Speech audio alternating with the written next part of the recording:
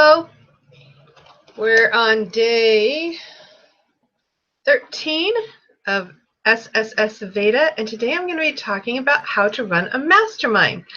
I was fortunate enough to be able to go to Social Media Marketing World of 2017 down in San Diego earlier, was it this month? No, actually last month. And of course, they have so much going on. You couldn't see it all if you wanted to. I don't remember how many rooms they had going at the same time. Anyway, one of the rooms was how to run a mastermind.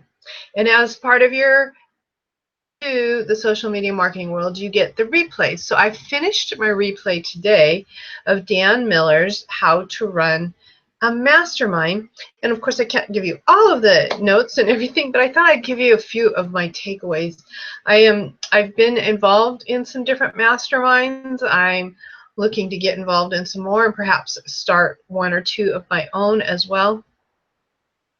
I do kind of use a mastermind format as a part of one of my membership calls.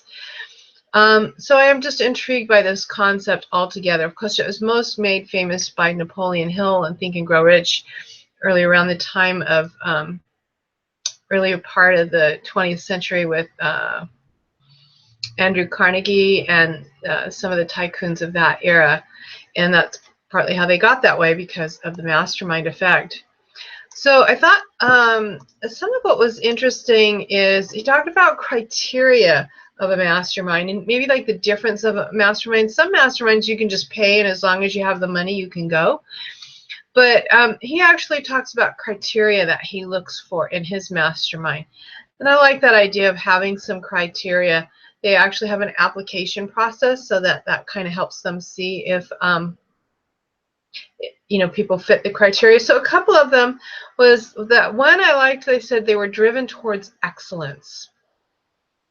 Because who do you want to hang out with anyway? Do you want hang out with people who are just in it for the average, or who are really striving to do better? Another one was, and this one was kind of interesting, he wanted people who were readers and thinkers. And I thought, in a way it challenged me a little bit, because I do read, but probably not as much as I used to, and it's kind of hit and miss. I guess I listen more, and currently it's doing like the short things with YouTube and things like that. So I still am getting a lot of information that way. But recently I started partaking of on Prime and Audible channels. So I may end up just ending up getting Audible anyway, so that I can listen to books. But anyway, I digress. Let's get back on track to some of his criteria. He also had criteria of things that you don't want. I think the one that was most interesting, well, actually there's two. Of course, you don't want people who are just coming to prospect and make connections. They're in it for themselves, but also people who want to be the center of attention. That was somebody that they weren't looking for. So I thought that was interesting as well. They do a one-year commitment. One of the masterminds that I was in previously, it was a quarterly commitment. The one that I was in didn't have enough people in it, and the meetings weren't run on a real timely schedule, and that's something that you run into if it's too small. And he talked about that as well. If it's too small of a group and 3 or 4 people can't come for some reason, then it really changes the dynamics. His is actually a larger group, which was interesting. I think he said 36 was the most, is what they had right now. And so if 3 or 4 people don't meet, aren't able to make it, then it's not as big of an impact on the group. And it's interesting, because they run it that way, they do it a little different than maybe a more traditional mastermind where each person has a chance to be on the hot seat. So I don't know, I guess I can see advantages to both. Let's see, what else did he say? He did talk about running it on time, starting. They have Zoom calls once a week, and they have a Facebook group.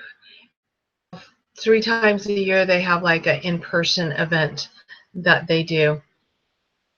He talked about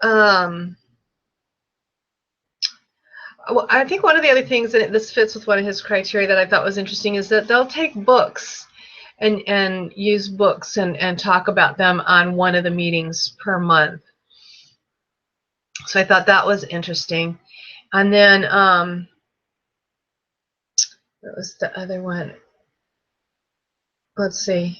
Oh, lost my notes. Sorry about that. Well, he talked about having a fee or no fee. And this is something that I think is important too, even if it's a small fee. If you pay for something, there's some skin in the game, and you're going to be a little more committed. If it's free, you might not be as committed, and if it suits your schedule, you'll come. That was interesting, and you know the rates can vary depending on what it is. The other thing that he talked about, and I liked the way he illustrated it, is you could have a mastermind that's just, you know, everybody's kind of in the same space. So there's like an online mastermind that I'm involved with. It's a Facebook group, basically free. And it's all about people who are infopreneurs. Well, everybody's kind of in that same space. So you lose some variety that way, kind of industry specific, versus his is a lot of different areas of life. And I thought it was interesting that as they bring people in or invite people in, or people, I guess, are asking to come in, they look at what they have their application process, and they look at what that person can add to the group that's not already there. So for example, there might be doctors, there might be lawyers. I know somebody who's in his group is into e-commerce. He is a career coach. So all these different facets, having all of these different things, you really can add to each other a lot more, I think, that way. And you can, when you're problem solving, when there's a struggle or somebody's having an issue, it's, you know, there might be something that they do in another industry that they don't do in your industry, but it would work perfectly.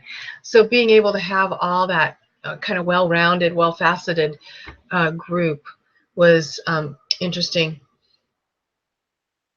And so I talked earlier in another video during Veda about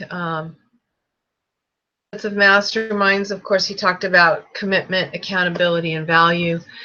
But I really think masterminds are a good thing. I have a waiting list down below for the mastermind that I'm getting ready to launch. I have well, I have one that's ongoing now, so I might let some people into that one. But I am looking at expanding and just expanding it and examining that further this year. So get on the waiting list so that when I do something with a mastermind, you can get notified. There's also a free gift in the description below. My name is Valerie Huxley, by the way, and I help people connect the pieces to maximize their efforts. I do that through coaching and consulting for marketing and mindset. So if that's something of interest to you, then please subscribe to the channel, and I look forward to seeing you on the next SSSVEDA video coming out tomorrow. All right, bye for now.